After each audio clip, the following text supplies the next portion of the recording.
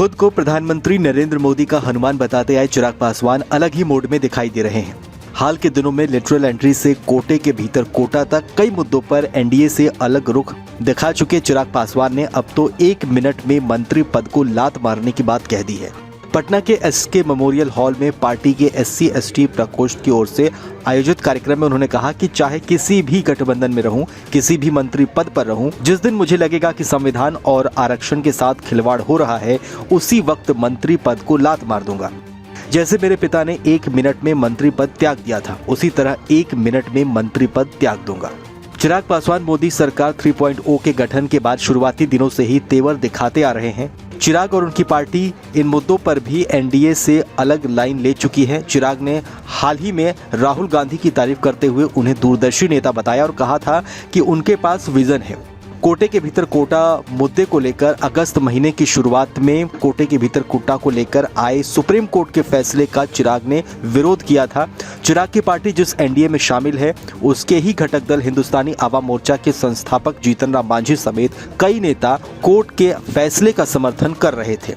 Lateral entry के मुद्दे पर भी यूपीएससी ने केंद्र सरकार से ज्वाइंट सेक्रेटरी और निदेशक लेवल के 45 रिक्त पद लेटरल एंट्री के जरिए भरने के लिए विज्ञापन जारी किया था। चिराग पासवान खुलकर इसके विरोध में उतर आए। बाद में सरकार ने यूपीएससी को पत्र लिखकर ये विज्ञापन रद्द करने का आग्रह किया था। भारत बंद को लेकर भी चिराग पासवान का अलग रुख रहा।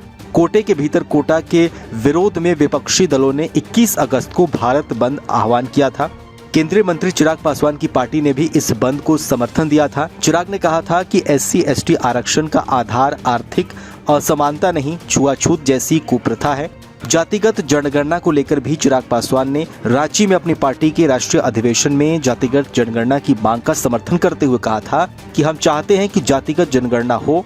कई बार राज्य सरकार और केंद्र सरकार जाति को ध्यान में रखकर योजनाएं बनाती है। सरकार के पास उस जाति की जनसंख्या की जानकारी होनी चाहिए। वक्फ बोर्ड को लेकर भी चिराग का रुख अलग रहा। चिराग पासवान की पार्टी ने वक्फ बिल को लेकर मुसलमानों के मन में दुविधा होने की बात कही थी। चिराग पासवान के ताजा बयान को बिहार चुनाव और एनडीए में उनकी असहजता से जोड़कर देखा जा रहा था। बिहार के वरिष्ठ पत्रकार ओम प्रकाश अश्क ने कहा कि चिराग पासवान एनडीए में परेशान हैं। इसकी 2 वजह हैं।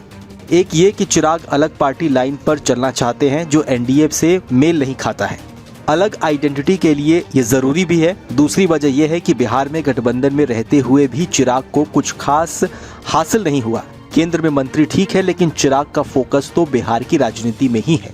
चिराग पासवान अगर 1 मिनट में मंत्री पद छोड़ने की बात कर रहे हैं तो इसे नीतीश कुमार के बाद बिहार के सीएम को लेकर जारी रेस भी है। प्रशांत किशोर भले ही पार्टी और सरकार के नेतृत्व से इनकार कर रहे हो, लेकिन एक तथ्य ये भी है कि जन स्वराज का चेहरा वही माने जाएंगे। सीएम बनने की जिनकी महत्वाकांक्षाएं हैं, उनमें आरजेडी के तेजस्वी यादव के साथ चिराग पासवान का नाम भी शामिल है। तेजस्वी यादव भी मैदान में हैं। चुनावी तैयारियों के लिए संगठन के कील कांटे दुरुस्त करने में जुटे हैं। जेडीयू में नीतीश के बाद इतने मजबूत दावेदार का अभाव है, तो वहीं चिराग भी इस आपदा में अवसर की तलाश में जुट गए हैं। उनकी नज़र दलित के साथ मुस्लिमों को जोड़कर नया वोट गणित बनाने की है और यही वजह है कि वो बार बार एनडीए से अलग लाइन ले रहे हैं। चिराग के हालिया बयान को एनडीए में उनकी नाराजगी से जोड़कर देखा जा रहा है। इसकी भी अपनी वजह है। चिराग पासवान की रणनीति अब बिहार के साथ ही दूसरे राज्यों में भी LJP-R के प्रसार की है।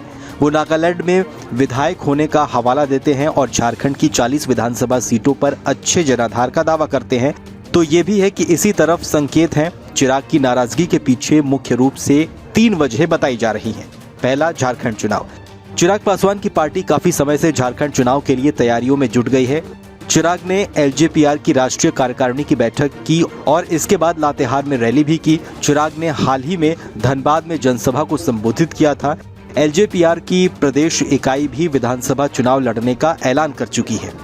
पशुपति पारस चैप्टर भी इसके लिए एक वजह है। चिराग पासवान ने आरक्षण में क्रीमी लेयर, लेटरल एंट्री और वक्फ बिल पर अलग लाइन ली, तो लोकसभा चुनाव के समय से एनडीए में हाशिए पर चल रहे पशुपति पारस एक्टिव हो गए। बिहार बीजेपी के अध्यक्ष ने पशुपति पारस से मुलाकात की और फिर चिराग के चाचा दिल्ली पहुंचकर गृह मंत्री अमित शाह से मिले। पशुपति पारस की बीजेपी में अचानक बढ़ी पूछ को लेकर भी चिराग नाराज हैं।